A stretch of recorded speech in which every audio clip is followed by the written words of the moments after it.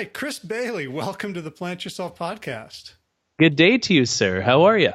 I'm great. I'm great. We've been sort of chatting and bantering before we hit Yeah. record. I think we're on a roll already. We're on a good vibe wagon right now, my friend. I had a nice massage today. I did 30 minutes of meditation before. So if it sounds like I'm pretty relaxed right now, it's not because cannabis was just legalized in Canada. It's because I'm having like a zen, relaxing day today. How's your day going, man? Well, it just got worse hearing that you got a massage. So Oh, man. because now I'm comparing. I, I found a masseuse that goes over in time every single time. And so you book like 45 minutes and you get a 1 hour massage. You book a 1 hour, as I did today. I got a 1 hour and 20-minute massage. She gets so like involved and really into it. Her name is Elizabeth Howes if you live in Kingston, Ontario, Canada, which the odds are honestly not very good of, but Well, maybe there's that one person that wants to seek her out or drive to see her. She's amazing. or 1,000 people who are like, I'm moving to Kingston for a massage therapist who can't tell time. Yeah, so far this episode has been like a promotion for Canada, which is honestly is looking better and better right now. Yeah, I'm so happy the internet is getting through the border without any problem here. Well, usually the border's iced over, but at this time of the year. But I think so far, no, so far so good. I'm just kidding. All right. Well, I'll go up to Toronto every year or so. As my martial arts grand teacher is in Oh, Toronto, so that's oh, it's cool. ground zero for getting punched in the face. Yeah, really. That's what they say. What's your favorite place that you've ever been to in Canada? Do you have one? Well, I mean, I got to say Banff, but Oh, I really liked Alma. I've never heard of Alma. That's in New Brunswick. Oh, out east is gorgeous in Canada. If you're looking for a nice getaway and maybe you want to go to Europe or something and you don't want to break the bank, fly to Halifax, which has an international airport, Halifax, Nova Scotia, and it's stunning. It's so don't go in the winter because that's a terrible mistake to go anywhere north in the winter unless you like that kind of stuff. But Halifax is stunning. So I'd imagine Alma was similar. Yeah, there was like you could walk out, like a mile and a half in low tide that was then ocean or bay, whatever it was. Yeah. And then of course there's the whole Anne of Green Gables vibe, Prince Yeah, Edward yeah. Island. So yeah, but that's Gorgeous. Good but lobster that's there not too. what we're But here to anyway, talk about. I think we got distracted. That is what we're here to talk about. Well, we're just lobbing each other softballs. Yeah. So you wrote a book. You wrote two books. Couple of them. But the recent one, I heard you interviewed by my buddy Peter Bregman, and it was a really, really useful podcast for me. So we got in Most of touch. his are useless. So I'm happy no, I'm just kidding, Peter. Well, sometimes it's like, leadership, and here I am like leading myself, and so Yeah. you Yeah, know, exactly. Yeah. this is this goes under the category of how can I suck less, and Hmm. and Yeah.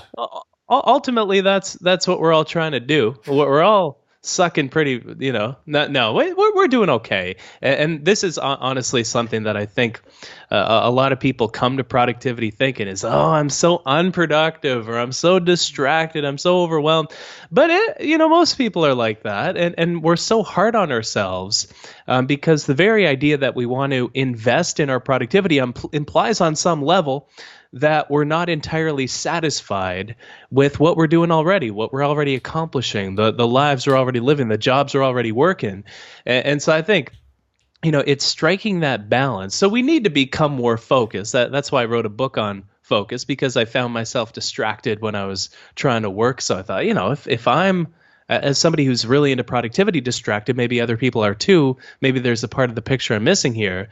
But I think there is that dance that we need to do with ourselves, and to lead ourselves, to be kind to ourselves as we invest in our productivity. well, So do that's both at the same time. well, that's a beautiful framing because I work with people who want to improve their health. They want to eat better. They want to start moving. And boy, if you think, me looking around my office and seeing piles of crap on the floor is, emotionally troubling, think about people with 200 pounds to lose. Yeah. Right. So starting from a place of I suck and I want to compare myself to other people who are doing it well is probably Yeah. a recipe for blowback in just about any field. And there was a point when I was 50 or 60 pounds heavier than I am right now. And, the folks looking at the video are probably thinking, like, first of all, why does he have that big microphone in front of his face? But second of all, wow, this guy is so fit. He's so handsome. He's so good looking. No, I'm just kidding. But I'm about 50 or 60 pounds lighter than I used to be. And a big shift that took place before that happened, first of all, it was being introduced to mindfulness and those practices that are adjacent to it. But second of all, it was very much that mindset shift of being kind to myself as I became healthier. One big thing that shifted in my mind was realizing through mindfulness and other things that I'm not fat. I have fat. And I can get rid of fat. So making that jump from, from I'm a distracted person to I'm a person that happens to be distracted, or I'm somebody who's overweight to somebody who has too much weight that he needs to shed and get rid of. I think it's a freeing mindset because you realize you're just a person who's embedded within these conditions that you found yourself in. How do we get out of it? How do we get out of this distraction and this overstimulation that we face throughout the day? And so that's something that I try to preach from the rooftops, just like you. Right. And one of the things I love about the book is that you bring in sort of neuroscience, evolutionary theory, which, when I tell people who like, I am fat, there's something wrong with me. And when you look at the evolutionary bias towards storing weight in case of famine, right? Mm-hmm. And then people all of a sudden realize, oh, it's not me. I am in an environment that my brain and body are mismatched to. Yeah. So if you take a look, you talk a lot about sort of, the novelty bias and the bias towards pleasure or away from, towards threat. Yeah. And like, our brains are wired this way. And we've just become so darn good as a society at pushing our own buttons that we need books like yours and research like yours and bully pulpits like yours to help us protect ourselves. So I see this as very much in a piece with the work that I do around diet, around movement, right? This is just, what's the natural attainable quantity of input that our brains were meant to handle in the natural world, and multiply that by a zillion. And, who among us isn't going to have a problem focusing? Yeah. Oh, exactly. And I think this is something that not enough quote unquote experts in the productivity space do is start with the science and work backwards to the way we should live and act differently, because that science is validating the way that we actually are. And so, I'm not one of these people who has some 10-step solution to doubling your productivity. I'm not one of those people. I'm one of these people who says, okay, how can we help ourselves using science? How can we accomplish more using that? And so when you realize and you start with the science and you look at the way we're wired, it's no wonder we're so distracted. We have so many, and our mind prefers to pay attention to a distraction in the moment because, like you said, there's that novelty bias where within our brain's prefrontal cortex, the logical centers of our mind, they release a hit of dopamine, a main pleasure chemical in our mind, each time we focus on something that's new and novel. This is the same, pleasure chemical that is rewarded when we, eat an extra large pizza in one sitting, like you will be happy to know I did yesterday, Howard. So I feel very like an imposter being on this podcast. So I feel that should be a disclosure. But at the same time, I'll be making some disclosures of my own before we're done. So. Oh, this is exciting. This is like a confessional almost. It's not a podcast, it's a confessional.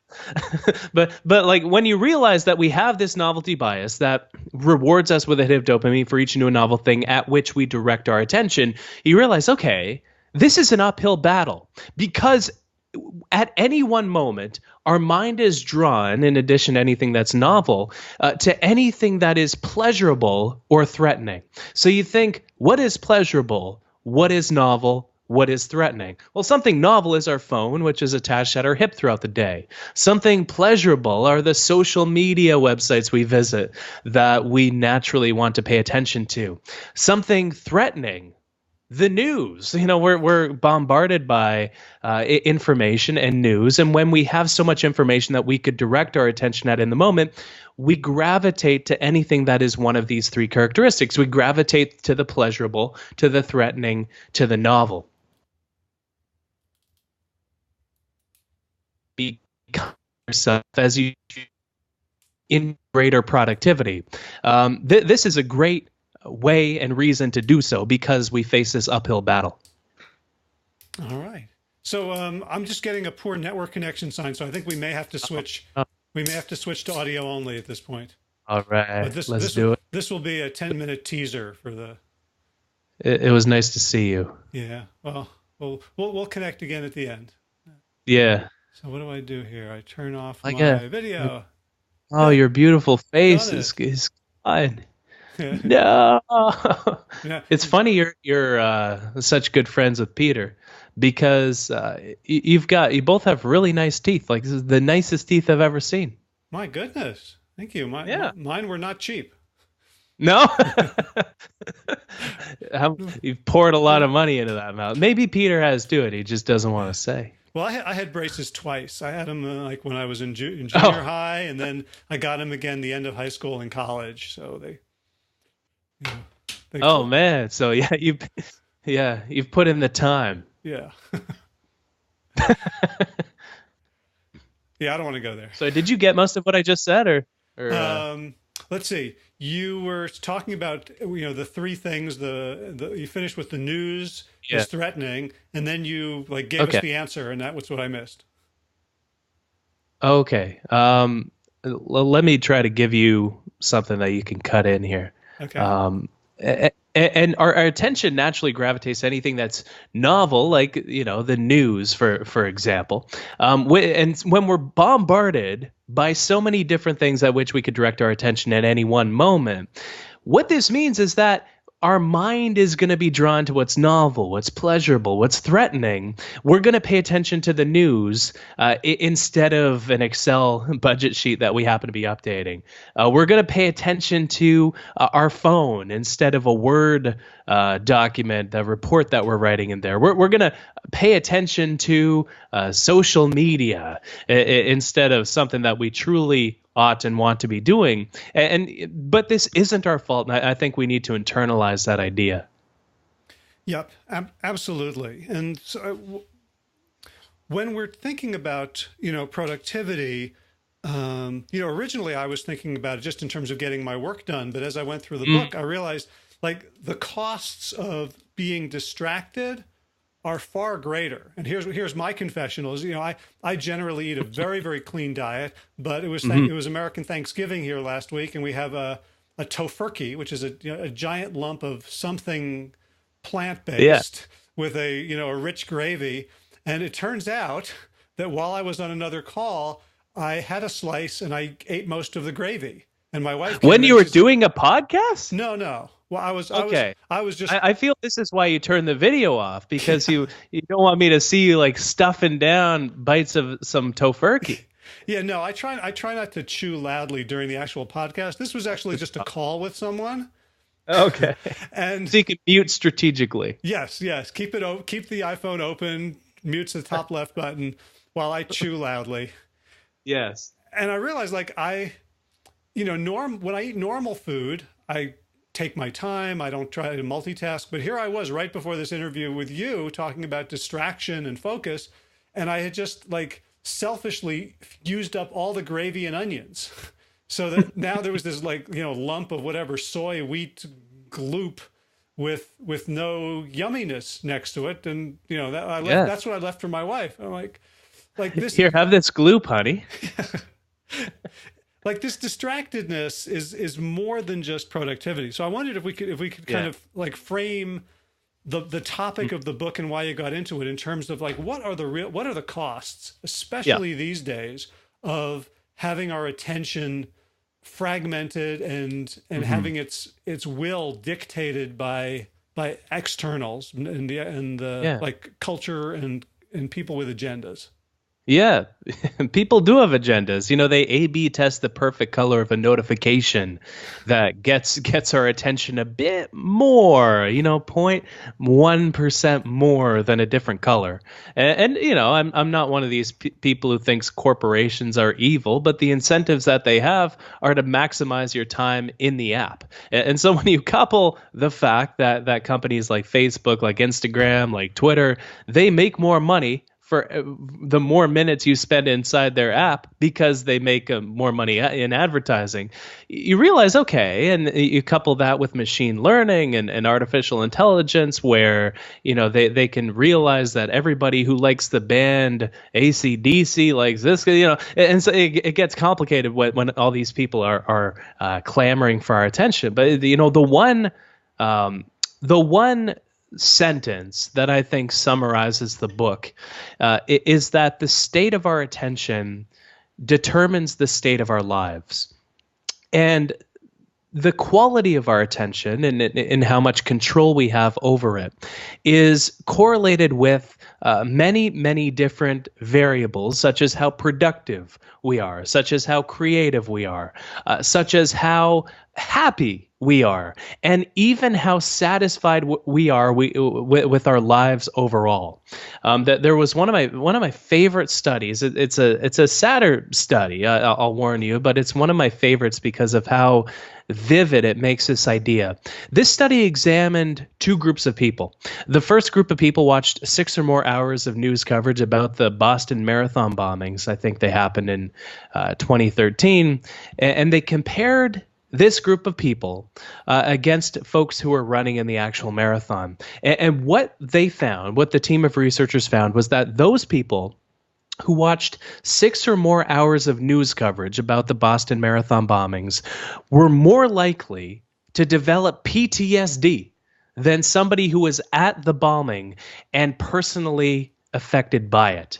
The single biggest predictor of fear and anxiety in our lives is how much time we spend watching TV talk shows, of all things. And so I think this is the bigger frame that you mentioned, is that the state of our attention determines the state of our lives. But the more control we have over our attention, the happier we become, the more meaningful our life becomes, because we actually notice the meaningful things that are occurring all around us and pay attention to them in the first place. And, originally, I've got to be honest, I set out to write a book about productivity, about this topic, but I realized very quickly that productivity is kind of a side effect of managing our attention well. The real reason to do it is because our life improves by almost every single measure, and we feel like we have a greater level of control over what's happening.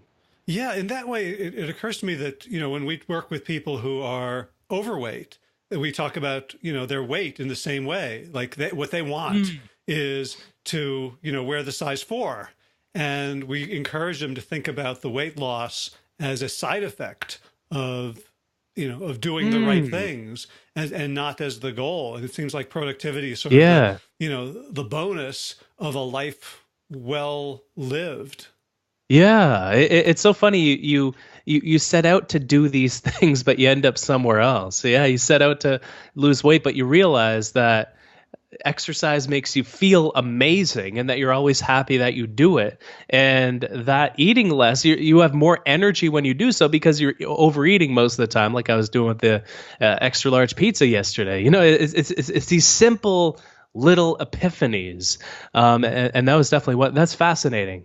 Yeah. And the other thing, I think this probably takes us off topic, but like that Boston Marathon study, one of the things I thought about was, well, the people who were in the marathon probably developed less PTSD because they were running, right? Yeah. Because the trauma comes from an inability to respond appropriately. So if you're just sitting in a chair watching a computer and your brain thinks you're safe, but the deeper circuitry has you in danger and you're just sitting there.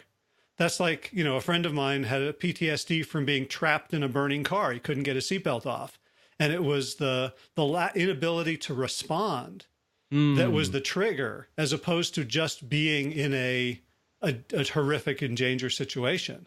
Well, that's what we feel when we watch the news. Like we can't respond. Like we're kind of, and our attention is sort of held captive by whatever happens to be going on in the world, and we just feel bummed out and depressed, and like things are tragic. And consuming social media is to a large extent the same thing.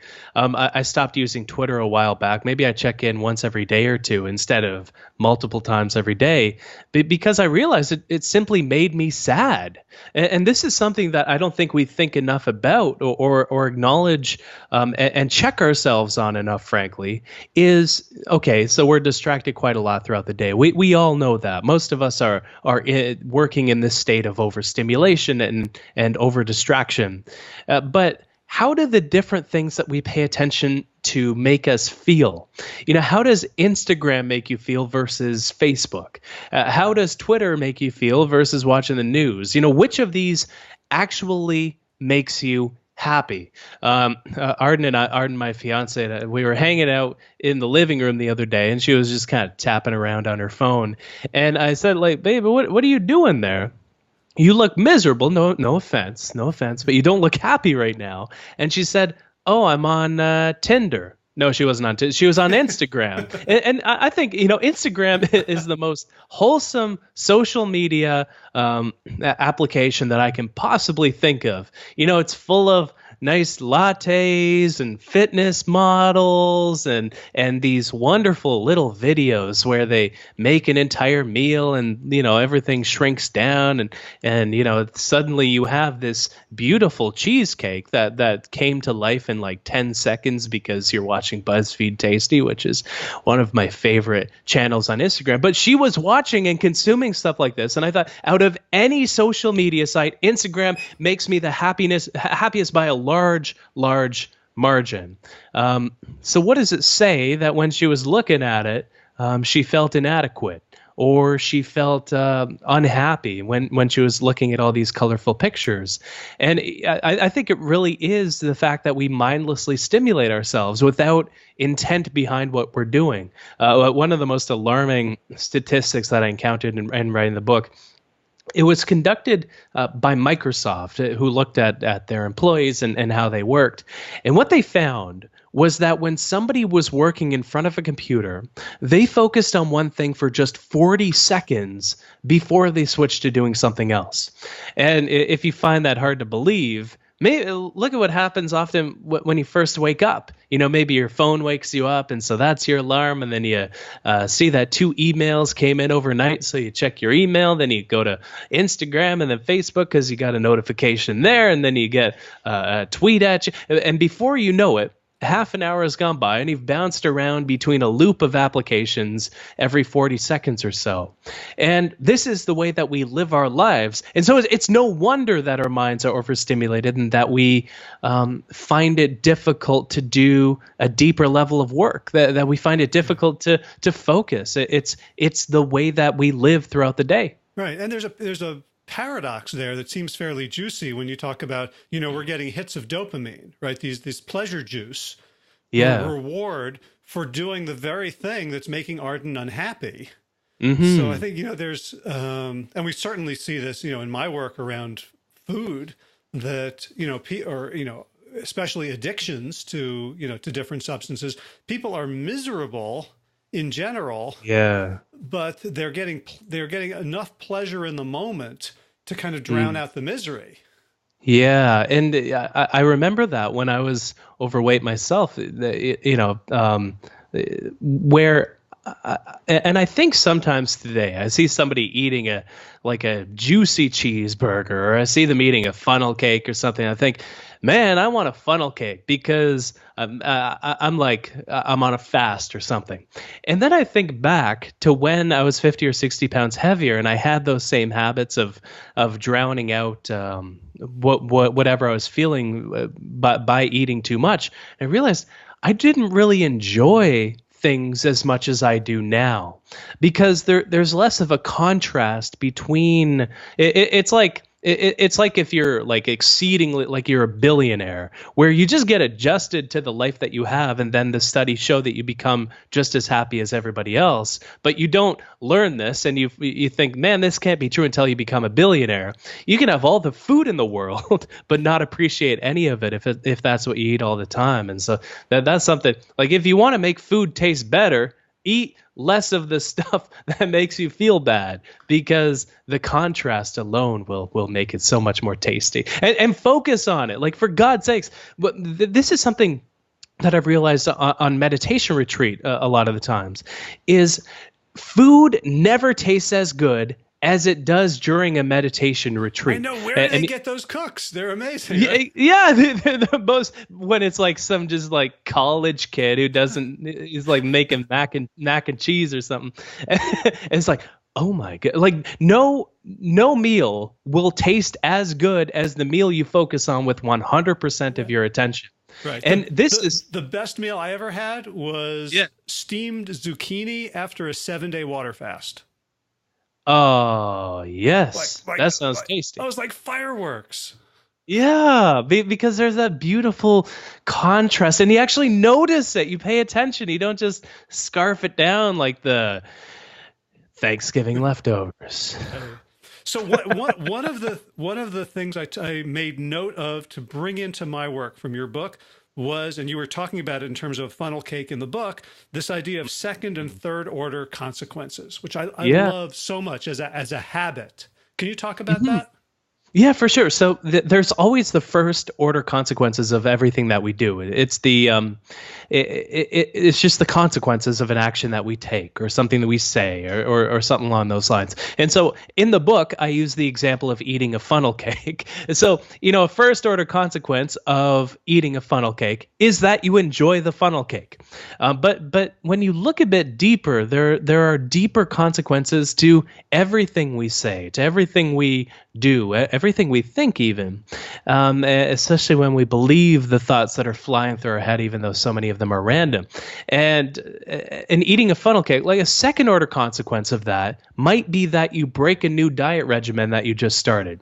A third order consequence of that might, take a bit longer to materialize, but it might be that because you gave yourself permission to eat the funnel cake, then maybe more dopamine is coursing through your mind, and then you feel like the what the hell effect kick in, and then you eat more, and you kind of break down the habits of eating properly that you'd built up. And I think this is something that we need to approach everything with, is that there's the bigger interconnected picture of every decision that we make and every action that we take. And our work is the exact same way, by the way.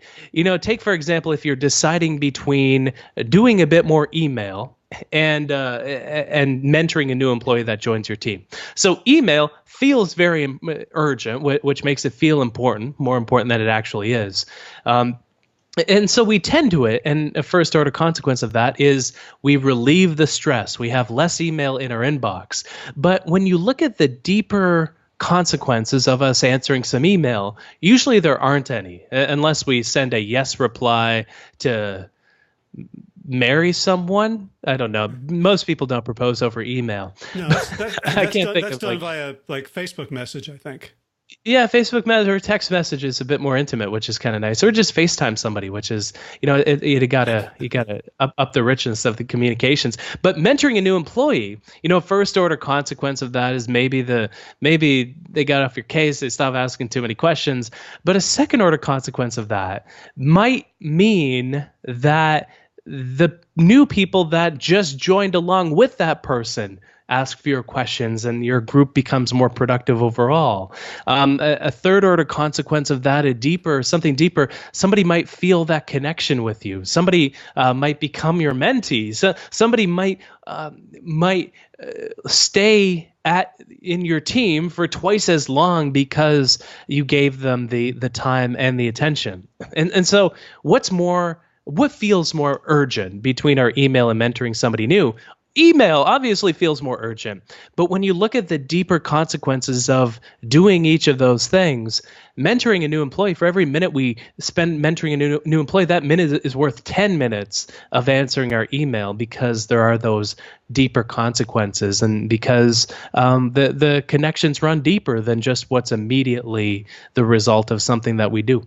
Right. And I think that's, Stephen Covey, he came out with his 4 quadrants, and the idea of, important versus urgent is often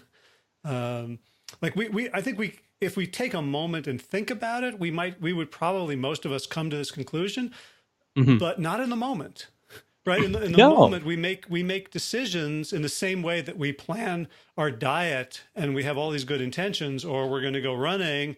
And then when it comes to that moment, it's not even like when I am supremely unproductive for a day or a week or a month, it just feels like I just like get slotted into a groove, and I'm just on a track, and I'm not even making decisions. And it feels like there's no time or space to make decisions. And I love your graphics. That there's this basic graphic showing a circle with a dotted, defined by a dotted line that you call attentional space. And that explained a ton to me about me. So can you kind of go over what that is and what it means? Yeah, for sure. That moment by moment idea, it's so difficult. And I think it's kind of the missing link, because anytime we step back from our work, we can see what's important, but it's in the moment that we actually act upon our goals. We act towards saying no to a funnel cake and working a bit harder as opposed to playing hooky with our partner, whatever it might be. It's that moment by moment basis that's the most important part of our productivity. But yet our devices give us these notifications that, because when they arrive in our environment, they're the most salient object of attention at which we could direct our focus. They feel more important than they actually are. So and that's the rustle in the grass. Exactly. Yeah. Where our attention is naturally drawn to them, but it's simply because of this wiring. Usually the fact that something is urgent means it's less important than what we truly ought to be doing. And I think the reason why this is so powerful is there are only so many things that we can pay attention to in the moment. Our attentional capacity, which is defined by our working memory capacity, which is how many things we can keep in our mind at one moment, is very, very limited. It's very constrained. It's usually constrained to about 2, 3, 4 things, depending on how distracted we are. We used to think the number was 7 or 8 things in any moment, but now we're realizing that it's much, much lower than that for most people. And because of this, we need to become deliberate about what we focus on, because we only have so much attention to process things in the moment. And the way that I visualize this, this is actually one of the things that I'm most proud of in the book. If you have the physical book in front of you and you flip open to that like publisher information page, you'll see that I get the illustration credit for the book. It says illustrations by Chris Bailey and Sinisa Sumina, because I designed all the ones in the book myself on a napkin, and somebody took them and they made them suitable for a mass market trade book. But this is one of the things I'm most proud of is, we can visualize what's on our mind by just the simple example. It's like a circle with a dotted line around it. And anything that we pay attention to in the moment passes through this attentional space. And by managing our attentional space better, which is anything that we're paying attention to in the moment, we manage our attention better, and then we get control over our attention. And then by doing this, the more control we have over our attention, the more we have control over our life, because a moment of attention never exists in isolation. And so because of this, if we're distracted in each moment, these moments build up, they accumulate day by day, week by week, month by month, year by year, to create a life that feels like we don't have a direction, like we're distracted, like things are overwhelming. And the converse is true. If we make an active effort to pay attention to what's meaningful in the moment, what's more consequential in the moment, beyond just the immediate moment, what actually creates a lasting change, a lasting impact in our life and the lives of other people, then our life feels more impactful and productive and creative and meaningful as a result. When we pay attention to conversations, when we pay attention to projects, whatever we're paying attention to, that becomes our reality. And so I think this is why deliberately paying attention to things is the superpower of the 21st century. Because in any one moment of the day, either we have control and are driving what we focus on, or the environments around us have control over our attention. And I think the quality of our attention could be attributed to how much of our time we spend with purpose and deliberateness behind what we're doing. Yeah. And one of the bits of science you brought in that I loved was this idea that different parts of our brain are actually engaged when we're doing sort of the short-term, the multitasking. That's the basal ganglia, which is just doing short-term stuff. So naturally, in a year or a month or a decade or at the end of our lives, when we're, we have like our experiencing self and our remembering self, and our remembering self doesn't remember because we did it all with our basal ganglia, as opposed to when we're focusing, we're using more of our hippocampus, which is creating long-term memories. That was like really eye-opening for me. Yeah. We funnel experiences through a different part of our brain when we're multitasking, when we're trying to do too much in the moment, versus when we're focused on one thing. So we're each focused on this conversation right now, and because of that, you've got the turkey going, but I think you're mostly focused. No, I'm just kidding. We're both mostly focused on this conversation. Because of that, we process this conversation through our hippocampus, which is the memory centers of our mind.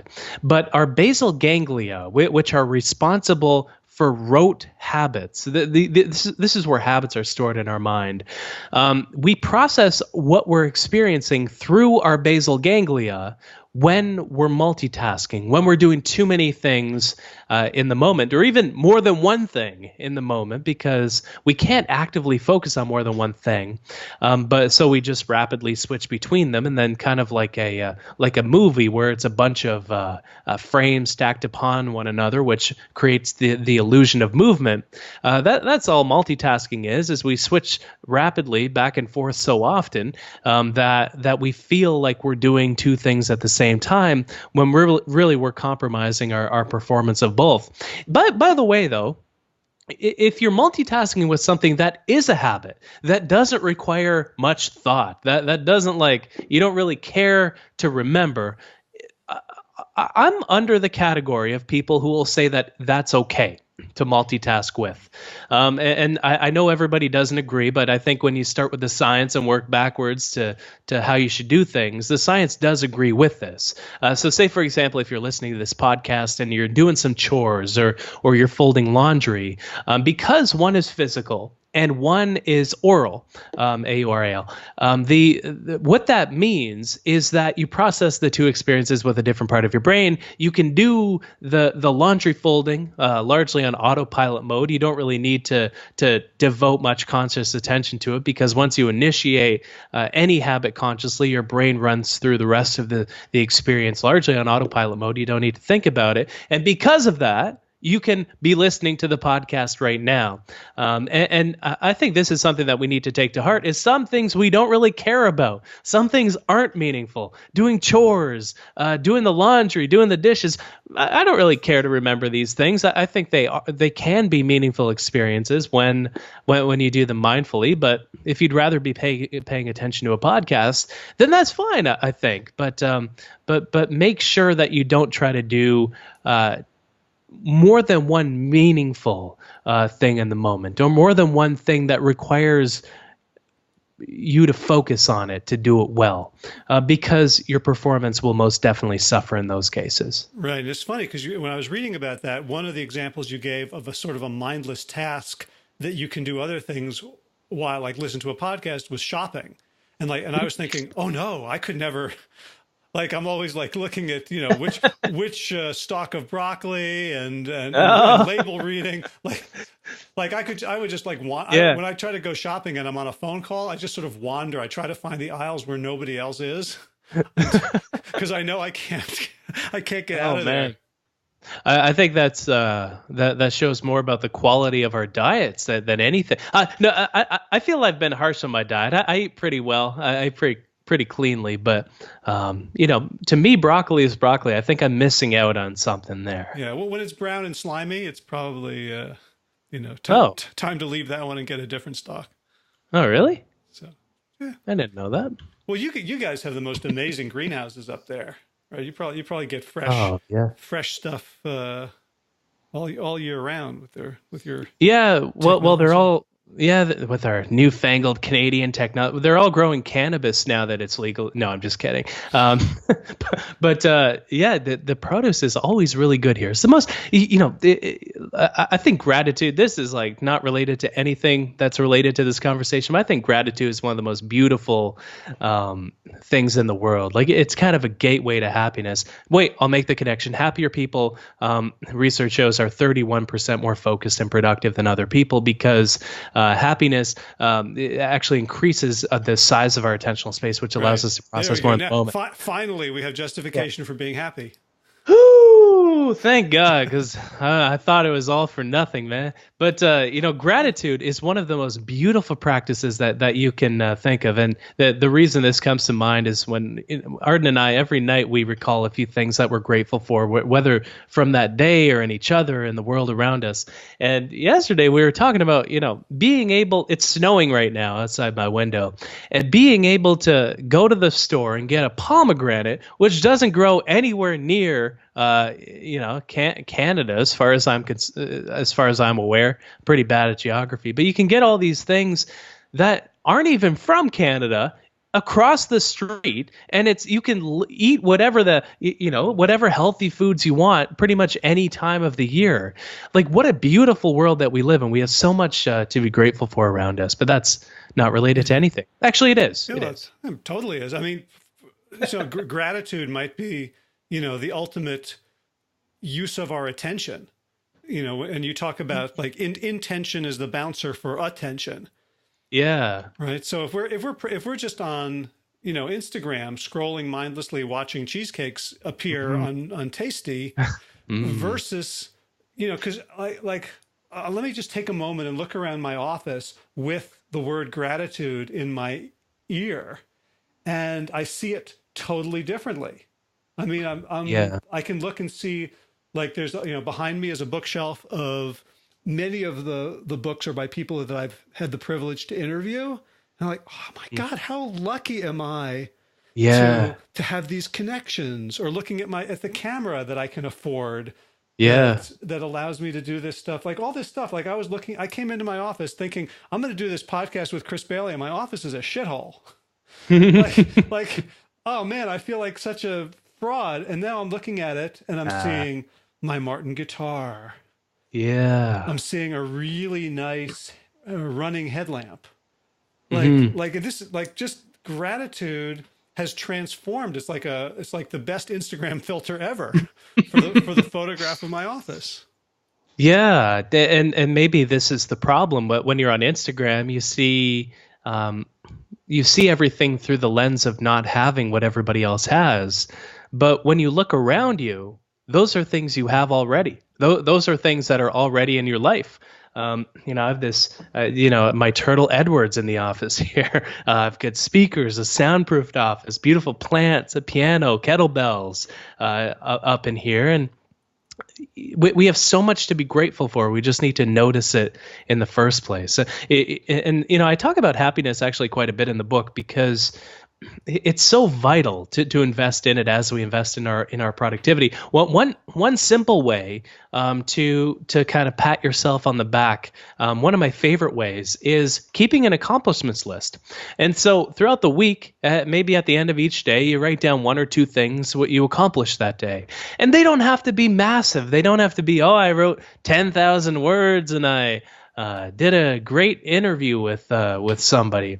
They could be as simple as, oh, I opened the door for that person. That was that, and that made them feel happy, because it's about somebody else then too. And just this simple list, it reminds us to pat ourselves on the back. It was funny. One study that I encountered in writing the book that found that at any moment of the day, our mind is wandering away from what we truly want to be doing about 47% of the day, of the time. They looked at the activities that have been shown to make us the happiest. And so this study, it was a happiness study that surveyed about 250,000 people, or 250,000 responses from thousands of people. And what they did is they pinged them on their phone at random times, and they asked, in this moment, what are you doing? Are you focusing on it? And how happy are you? And they found the 5 activities that make us the happiest. Number 5 was listening to music. Number 4 was playing. Number 3 was talking and investing in our relationships. Number 2 is exercise. And number 1, I don't know why people were responding on their phone when they were doing this, but number 1 was making love. And maybe while listening to music and investing in their relationships. And it's exercise too. So I guess you and it's play. So I guess you tick every box at once. Maybe that's why it's such a nice, all of these things kind of build up to that crescendo there. Right. And if it includes cocoa and cocaine, yeah, maybe eating sushi off of someone's belly button. Like, you can get the food in there too. Yeah, you can get the food aspect. Yeah, you can eat a funnel cake off of somebody's. Who answers their phone at that moment? I don't know. Maybe they waited a few minutes. Yeah, maybe. Yeah, maybe they waited, 30 seconds in my case. No, I'm just kidding. But the idea is that whatever we're doing, any one of these things, we're focused on what we're doing. It's focusing on things that make us the happiest. But more than that, doing anything deliberately that makes us the happiest. And part of that is just noticing the things that we have to be grateful for, I think. Yeah. So one thing that I was taken by is you talk about, you have this, the book is called Hyperfocus. We actually haven't mentioned the name of the book yet. I guess we have. I'm terrible at plugging my stuff, so thank you for mentioning it. Yeah, but that massage therapist, though, yeah, we've doubled her business overnight. Yeah. But you say that hyperfocus, which is this, intentional focus on, and I love, to go nesting layers here. Your definition of productivity is doing what we intend to do. This is when we're in that hyperfocus mode, we are relaxed, happy, super productive. Whereas I realized I kind of had this image of myself as like being really productive, like kind of this, hamster on a wheel or bunny rabbit, or like I'm like I just wanted Space Invaders. When in fact you're absolutely right that my most productive times have felt delicious and expansive. Yeah, and I don't think a lot of us need a book to tell us this. Is if you think back, we all have enough data at our disposal. When you think back to when you accomplished a crazy amount in one day, you probably weren't tending to a lot of distractions. You were probably working on one thing and chugging away at it with a deliberate level of attention. It doesn't, and this is something that I think we miss out on, is it doesn't matter how intense our attention is, as long as it is directed constantly at one thing. And we can work in slow motion, but as long as we're working on something that's actually important, we're going to accomplish more, and especially more of what we intend to do. And we're going to become more productive as a result of that. And hyperfocus is honestly the best name that I could come up with for this topic. But it has that consequence of making the mode seem more intense than it has to be. And honestly, the red cover of the book doesn't help that much, but don't tell my publisher I said that. But it's really just about this mindfulness, this deliberate attention that we have to bring to whatever we happen to be doing in the moment. And I'm a big fan of writing slowly. I write more words when I write slowly, as when I really, really try to hunker down and focus on one thing and set a timer for 30 minutes.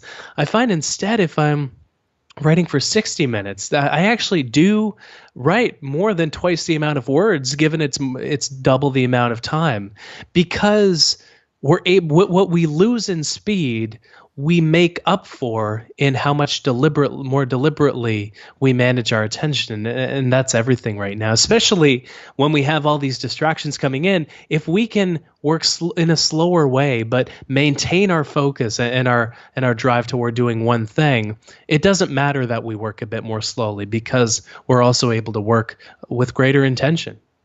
Right. Well, I think, I do a lot of gardening in nice weather, and that involves like pointing water sources at ground. And there's a big difference if I have, if I'm just watering one bed, one part of the bed with a hose, like the water doesn't have to come out very fast to soak it. Whereas if it's the sprinkler that's just going back and forth, it could take hours. There are people that see gardening as a chore too, but any experience, and I think this is true with our attention. Love, for example, in my eyes, is no different than sharing quality attention with somebody. In addition to quality time, we often share time with one another without sharing attention. And when we share that attention with experiences like gardening, people see gardening a lot of different ways. There are some people who see it as a chore they have to do after a busy day at the office. And then there are some people who get home from the office, and gardening is the most relaxing part of their day. They get to bring something to life by showering it with water and by pruning the branches. And it's the same experience, but we just relate to it very, very differently. And I think, we so often rush through experiences to get to something on the other side, and then we end up rushing through that. We rush through work to get to go home and do the chores, and we rush through those instead of savoring the work that we do, instead of savoring the chores that we have to do, and feeling grateful for the fact that we're doing them, for the fact that we have a nice camera in the office, that we have a garden to tend to in the first place. Right. And to me, the starting point of gratitude, which is a feeling of like enoughness or abundance, it has to start with attention. Like there are days where I'm surrounded by nice stuff and I feel like my attentional space is overflowing with too many things to do. Like that to me is like ground zero of ungratitude. You can't be grateful for what you don't notice. And you can't notice something without paying attention to it. Yeah, and the feeling of overwhelm, of constant distraction, is itself. It just feels like there's the song going on in my head is basically, you're not enough, you're not enough, you're not enough. If you were enough, you could handle all this. Yeah, you need to listen to Vienna by Billy Joel. You need to get that song in your head.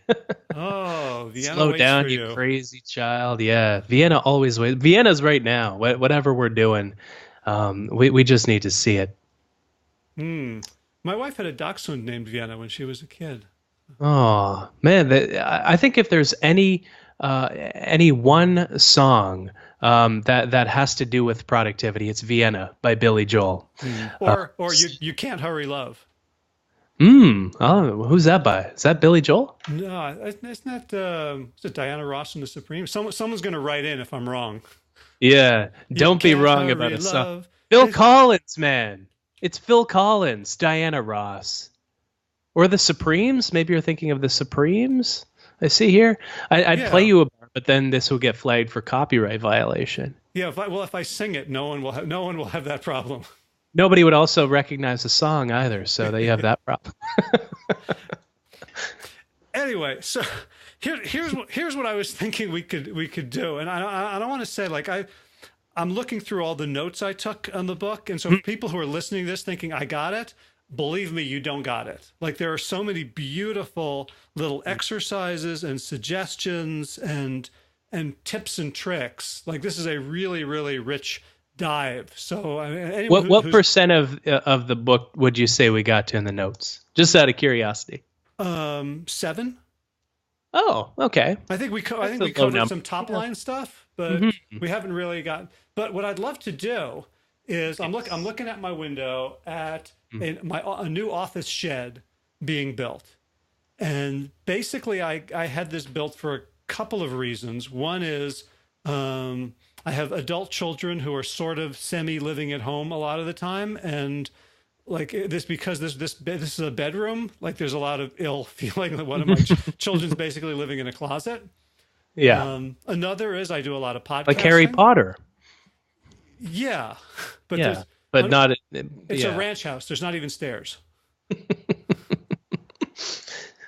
But yeah, it's not. Yeah, it turns out that actually living in a closet is not as much fun as being Harry Potter. No. Well, I don't think Harry Potter enjoyed his time under the under the stairs, but yeah, Yeah, but it made him who he was. it did. Yeah, and you have to be grateful for your experiences that are transformative, don't you?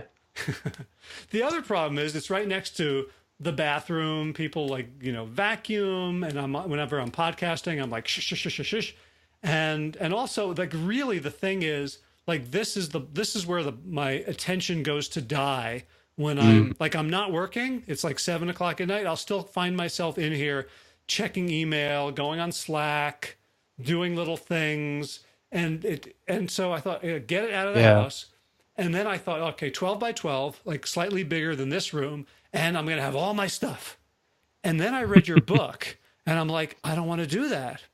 I kind of wish it was half the size. Like I hadn't, like, I kind of wish it was a place where I could create a temple to hyperfocus.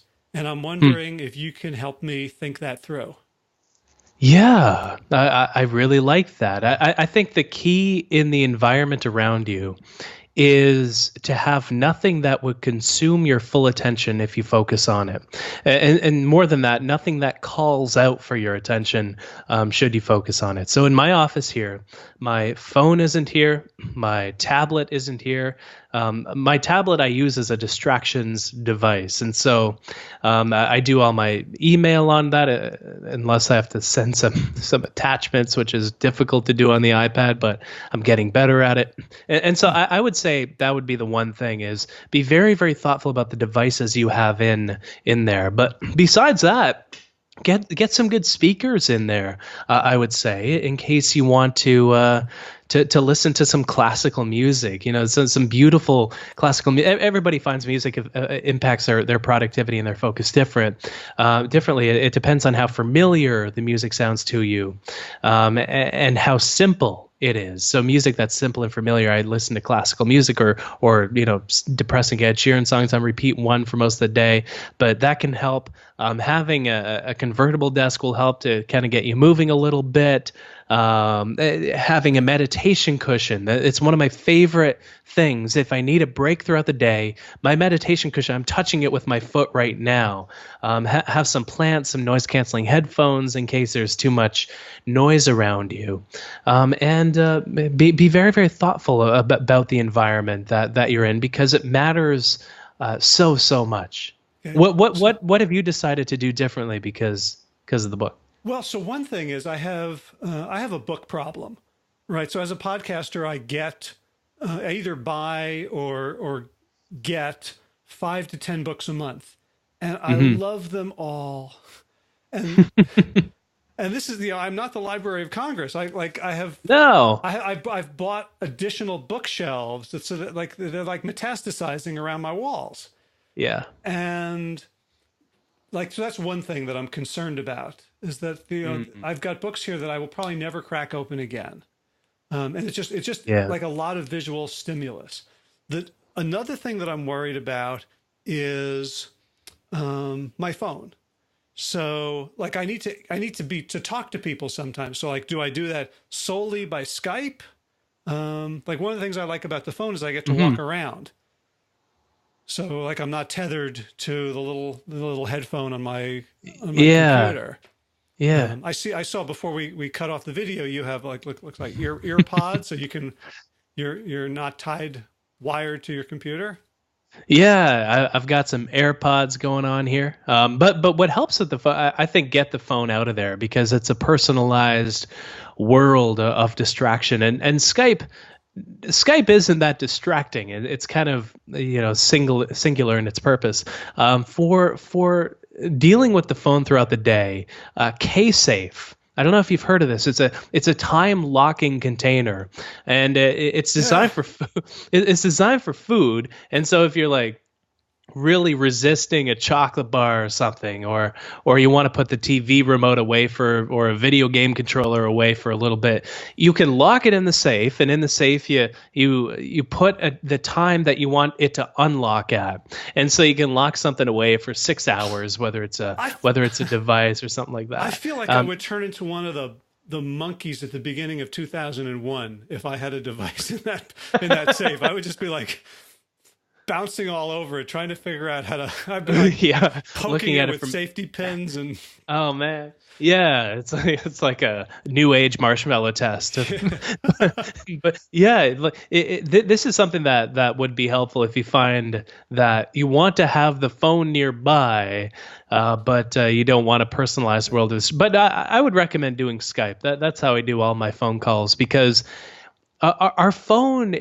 It presents us with cues. It's not the problem, that we go into an app for 2 minutes and, we feel, oh, I want to check Instagram for a little bit. And if we had that intention, we check Instagram for a bit, then we were able to go back really, really quickly to what we were doing before. Frankly, it wouldn't be that big of a problem. The problem is that we go to Instagram for a few minutes, but then we go for a few minutes more. And then we go to this loop of apps, that often the one that we visit first thing in the morning, that is this personalized world of distraction. And the best solution is to not encounter that situation in the first place.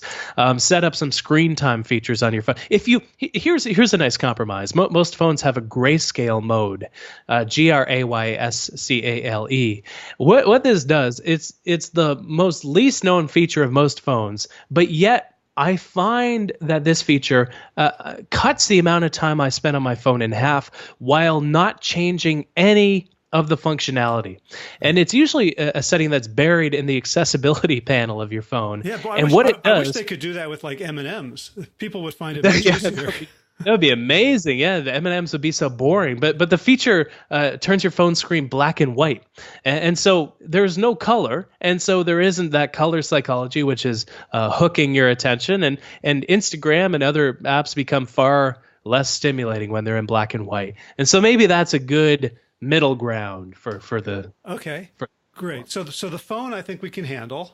The other thing, like you have an exercise that you ask us to do at the beginning with your 4 quadrants about productive and unproductive on the left, and unattractive and attractive over the top. And the thing that I got most confused about was email. And you're right that we don't spend a lot of time doing email, but we spend a lot of time sort of in email. Like I was thinking, maybe I don't even want internet in my office. Maybe I just want a writer's cave. But then I'm like, oh wait, I podcast. Like the whole point, one of the whole points was to get me out of the house so people don't have to walk on eggshells when I'm podcasting. So I want an internet connection, but I don't want my internet connection. Like I do all my best work at coffee shops and trains and airplanes and power outages. So something that I do with food here, because I have a very difficult time resisting food, especially chips. If there's a bag of chips in the house, I can't stop thinking about it until the bag is gone. And so what I do is I give the bag to Arden, and whenever I want a little bit, I'll ask Arden, can I have a bowl of chips? And she'll run downstairs wherever she hides the bags of chips, and she'll get me a bowl. And so if I want another bowl of chips, she'll say, no, you've already had a bowl, or I have to like come crawling back to her, and I feel all self-conscious and everything. And maybe a similar thing would be possible with the internet, where there's some parental control feature of a router where you ask, honey, can I need to do a podcast, you mind, where you have to come crawling back to her each time. Maybe that's a way to get some limits, but also some accountability with that.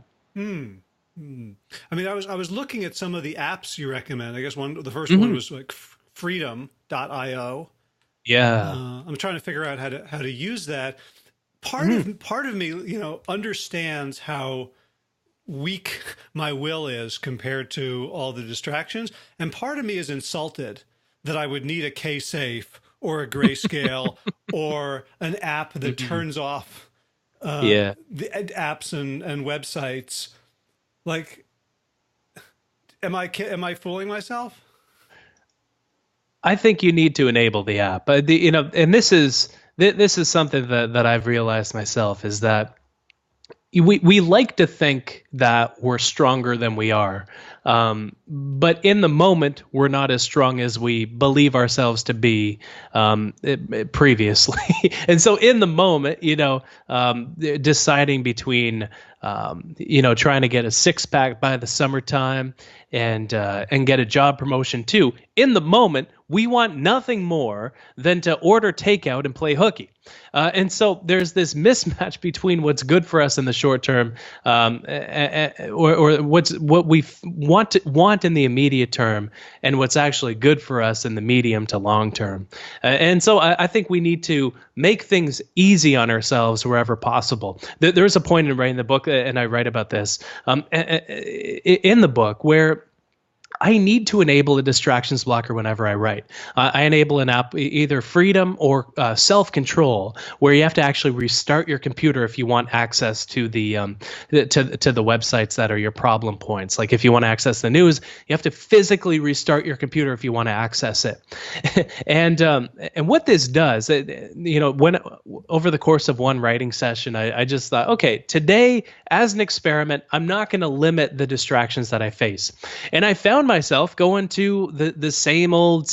I'll just check the news for a little bit. I'll just check email just once, and then go back. But the cost of doing so in the moment, when we not giving ourselves the option to do that, is usually the best course of action, because we all fall into these same pitfalls because we're wired to crave different things that are good for us in the moment. Right. I guess one of the Yeah. things that I'm realizing as we're talking is, Yeah. like, I have done zero kind of deep work in the Mm. past couple of weeks in terms of like not having any distractions. If I do like 90 minutes a day, which doesn't feel like it's a huge change in my whole life, if I just like set up these, anti-distraction technologies for 90 Yeah. minutes a day, Hmm. that's, there's probably a huge 80-20 win. Oh yeah, yeah, when you do that, because if you don't want to feel trapped, this is a tactic that works well for me, is to give yourself a choice, either write or do nothing. So Huh. you can choose to do nothing, but it's a choice, and you don't have to write. You can do nothing instead, but you must sit there. You must be in that cave with the internet access shut off, and in that situation you usually find because the resistance we have to doing certain tasks is usually stacked towards the beginning of that task. And so it takes us a month to build up the courage to clean out the basement closet. But once we do it for just 2 minutes, we can keep going for another month. Hmm. Just cleaning that thing out. That It's was and always stacked towards the beginning. that was the most helpful image in the book for me, Mm. was the sort of the noise graph of resistance, and how after about a 2 minute 40 seconds or 2 minutes it's gone. Yeah, and this is I don't have research to back this up, but when you overlay this is my prognostication that when you overlay these two ideas, first of all, that we're distracted every 40 seconds, and second of all, that the resistance we have to doing something is stacked towards the beginning.